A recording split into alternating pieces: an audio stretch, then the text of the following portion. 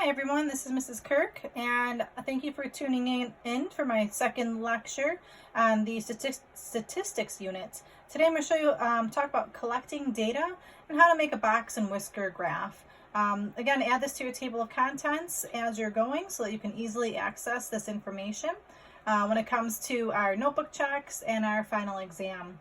All right, so I'm going to be continuing our notes from that note packet from yesterday. I'm looking at page 3. And it starts out here, the collecting data in a box and whisker plot. Sometimes you'll hear this referred to as a box plot as well. So there's just more definitions to know. So if you're making your flashcards, you want to add these to your flashcards or your summary sheets that you're working on as well. So again, I encourage you to read this through yourselves, and I'm just going to try to highlight some of the important things here. It says here, statistics is the study of numerical data or information. These data are collections of related numerical information such as sports scores, election results, grocery sales, and test scores. You hear a lot about statistics in the news. You read a lot in magazines. You probably don't even realize it, but there's a lot out there about statistics. There are 3 typical steps in a statistical study. The first thing you need to do is collect your data. The second thing is to organize your data. So you collect your data, then you organize the data using tables, charts, and graphs. Then you make some conclusions from your data. And sometimes you can predict a trend of what's going to happen. You're going to hopefully see a trend, and then you can make a future guess based on your analysis. And you'll see that happening later on. All right, at our level, there are two new definitions that I want you to focus on. So I've got my highlighter here. Highlight the word qualitative and the word quantitative. So we've got qualitative versus quantitative. Okay, so what's the difference here? Qualitative is data that fits into categories or attributes that can be rated. So can you think of things that you might put in categories? Like if I asked a survey of the class of something, what can I categorize the class based on? Well, some examples that I can think of are maybe eye color, maybe your hair color,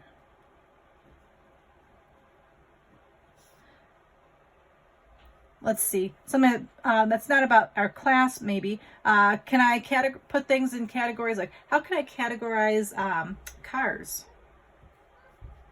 Maybe by its model. Like, is it a Toyota? Is it a, Chevy? Things like that. And I'll just put comma, ... There's many ways that you can categorize things. Movie categories. You've got your drama, your comedy, your horror movies. So those are categories. So if they're categories, it's qualitative. You can never do things that are opinions. You can't say what's your I guess you could say your favorite ice cream flavor. That could be qualitative, I suppose. I guess you could do opinions. That would be okay. All right, but qualitative would be categories. Quantitative are data represented by numbers. So what are things that you can represent with numbers that are quantities? Well, if we're talking about people, we can talk about your age. Your age is a number. Maybe your birth year. Your birth year could be represented by a number. Your shoe size even. What else? Maybe what grade you're in. And I'll put ... There's many things that you can put in the quantitative category because they deal with numbers. So do you understand the difference? Eye color is not a number. Hair color is not a number. A car model, not a number. But these things are all numbers, so these are all quantitative. All right, so again, there's some more information here about statistics. We're just going to just delve into it a little bit. When data is collected, it is usually taken from a small part of the population being studied. That small part is called a sample. So again, I've got my highlighter here. A sample is a small part of the population. That makes sense. You're taking a sample of something. You're taking something small of it. When every item or person in the population is counted, that's a census. Now I know in 2020 I got something in the mail And they're asking for us to go online and complete the census because they're trying to get an idea of the population. So we're trying to count every single item. We call that a census. Samples are very useful since the results obtained from the small group that is being studied can be used to make generalizations about the entire population. So a sample is nice because you can use a sample to make generalizations about the population. And then samples need to be chosen carefully to avoid bias. And it says here that bias is a tendency to favor the selection of a certain member of a population, which in turn produces unreliable conclusions. So these are two definitions I'm going to also add. Unbiased means you're neutral, accurate, and well-balanced. Biased means you favor a side. So again, for my study cards here, I'm adding the word qualitative, I'm adding quantitative, I'm adding what a sample is, what a census is, and now also biased and unbiased. All right, so here's some examples here. Administration wants to determine if Moose Tracks ice cream should be added as a snack choice when buying lunch. Determine if the following samples would be biased or unbiased. So again, biased means you favor the side, unbiased is you're neutral, you could be well-balanced group. So do you think if I sampled all the vegans in our school, would that be a biased or unbiased group of students if I'm asking them, do you want Moose Tracks ice cream? Well, I guess the first thing we have to understand is what a vegan is. A vegan is somebody who would not be eating any meat or dairy products. Well, dairy products are ice cream. So do you think that vegans would really care if Moose Tracks ice cream are going to be added to the snacks? You think they have a strong opinion against it possibly? Maybe they want something different, something that they would actually like. So because of that, I would say that they're biased. They're biased. They would have a biased opinion because they don't eat dairy. So probably most of them would say, no, I don't want Moose Tracks. I want something else. Maybe I want, what are those things called? Dots? Dippin' Dots? Maybe they'd want Dippin' Dots. Part B, students who love ice cream. Well, what do you think those people would say? If you love ice cream, would you want Moose Tracks ice cream to be added as a snack? You probably would. And because you probably would like to have that there, you probably have a pretty strong biased opinion because you love ice cream so much. So they have a biased opinion because they want the ice cream. Let's see if this would be unbiased. 50 randomly selected students from the entire school. That could be unbiased because it says it's randomly selected.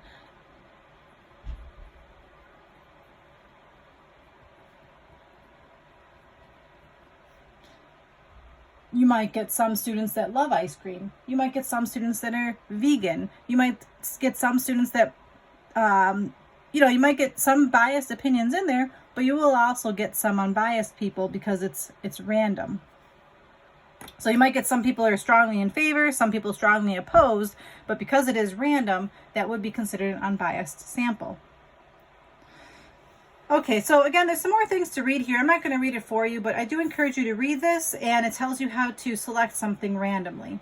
I want to go to the back and actually try some box and whisker plots. All right, so box and whisker plot. So I've got a whole bunch of data up here, and they want you to find Q1, Q2, and Q3. This is supposed to be the 12 teams in the Western Conference of the NBA had the following number of wins. So I want to find Q1, Q2, and Q3. Well, I could take my time and, put these in order and cross them out. But yesterday, didn't we find out a faster way? What's a fast way to get all this information?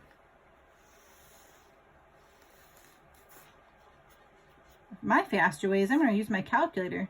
I'm going to type this into my L1 column. So here's a good practice session on how to use your graphing calculators again. So I'm turning my calculator on, and I'm going to push, again, if I'm going too fast, pause the video. I'm pushing stat, and stat is right here. I'm going to edit, so it's choice 1.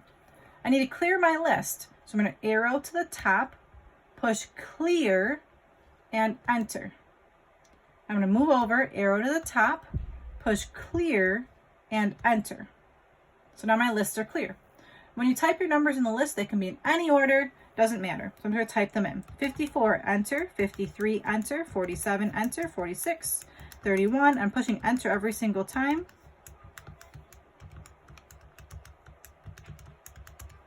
And the one cool thing about my calculator here at the bottom, it says L1 13. So this is my 13th entry. So I can just do a quick double check if I typed in the correct amount of numbers.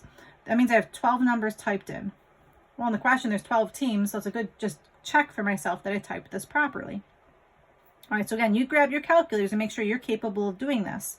Now, how do I get to that home screen again? Second, quit. I'm going back to stat. I'm going to go to calculate right here. So my arrow once to the right. I want my 1 var stats. So I'm picking choice 1. And now it says for L1 and L2, I did not do anything in L2, so I'm going to arrow down and clear that. Just L1 only. I'm going to calculate. All right, here's my information. I just need my Q1, Q2, and Q3. So to get those, I just arrow down. My Q1 is the number 26. My Q2 is the median. In this case, it's 45. And my Q3 is 53. So I can do all of those things with my graphing calculator. Again, if you have the older model of the calculator and it doesn't have that same screen, your screen popped up with this 1 var stats, and then it said parentheses. You have to just put in L1. So do second 1 to get L1, and then push enter. All that same data pops up. Okay, so that's the first part. Now let's see here. So I've got my values, 26, 45, and 53. That was just a real quick recap on how to use your calculator. This is what a box plot looks like. A box and whisker plot, or they call this just a box plot. You've got the minimum, the lower quartile, the median, the upper quartile, and the max. Just those 5 numbers. Okay, so let's see here. Create a box and whisker plot for the basketball data given above. Well, I need these 5 numbers. The calculator gave me all of those 5 numbers. Let's see. If you pushed a button, it won't let you go up and down. So a trick that you can do in case that happens, like let's say you pushed enter. Let's see. I push enter. What could I do? Let's see. But I cleared it off somehow. What you can do is push second enter, and that should give you all that data again. So if you lost your data, just push second enter. All right, so I'm going to write down these values here. My minimum, according to my calculator, is 17. My Q1 is 26. My Q2 is 45. My Q3 is 53. And then the max is 62. So what I'm going to do is I'm going to take these numbers and create a box plot. So I'm not going to plot every single one of these 12 numbers. I'm only plotting these 5 numbers. So what I need to do first is make a scale down here that would encompass the numbers 17 all the way to 26. Let's see. Well, you don't need to start at 0, by the way, because this is just a scale I'm writing down. It's not like an X and Y axes. Let's see. What if I started at 15 and went by 5s? 15, 20, 25, 30, 35, 40, 45, 50, 55, 60, 65, 70. My box plot would be this small, and I've got this huge space here. So I think I might go a little further. Maybe I might say this is 15, skip a space, 25, or 20. Let's try this. The hardest part is coming up with a scale. Skip a space, 25, 30, 35, 40, 45, 50, 55, 60, 65. That's not bad. It uses most of the graph, so I like that scale.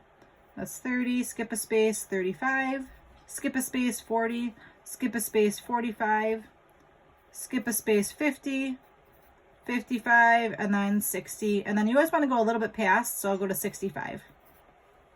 All right, so I've got my scale drawn. And now what you want to do is you plot these 5 points on one of these horizontal lines. So I'm going to plot 17. So 15, let's see. Let's see, because I would skip a space like that. It's going to be a little more challenging. So halfway between 15 and 20 is 17.5. So I'm going to go a little bit to the left of that.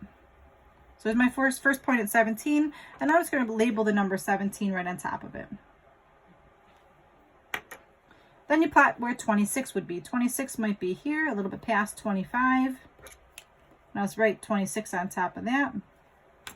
Then 45, that's a nice one. And again, I'm keeping them all in the same horizontal line. So here's my 45. 53 would be a little bit past, let's see, 53. What's between 50 and 55? Divide that by 2. 53, the halfway mark is 52.5, so 53 is a little bit past that.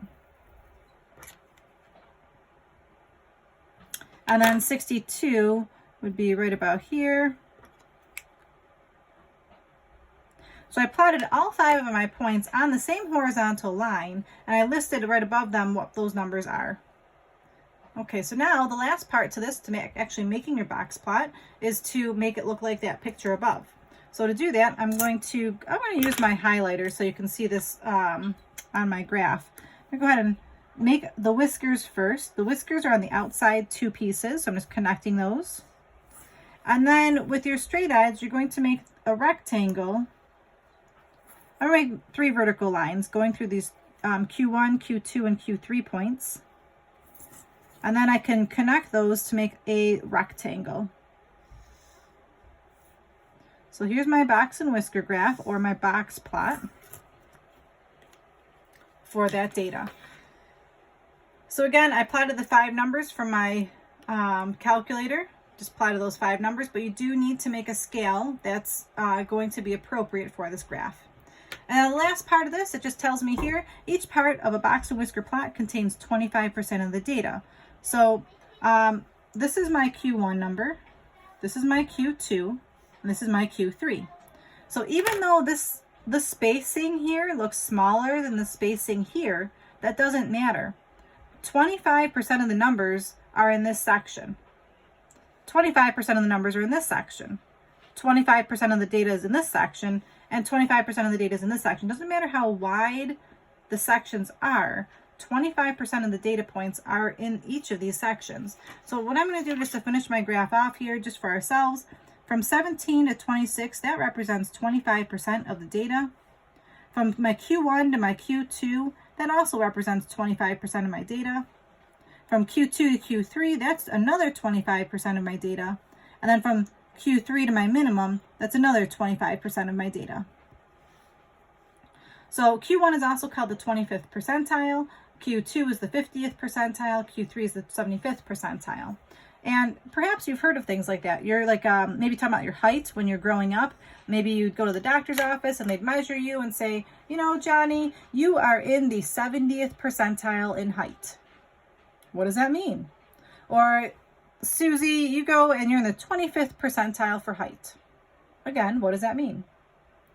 When you take your SATs or your PSATs, they're going to tell you your percentile score. According to the nation, based on the nation, you scored in the 25th percentile.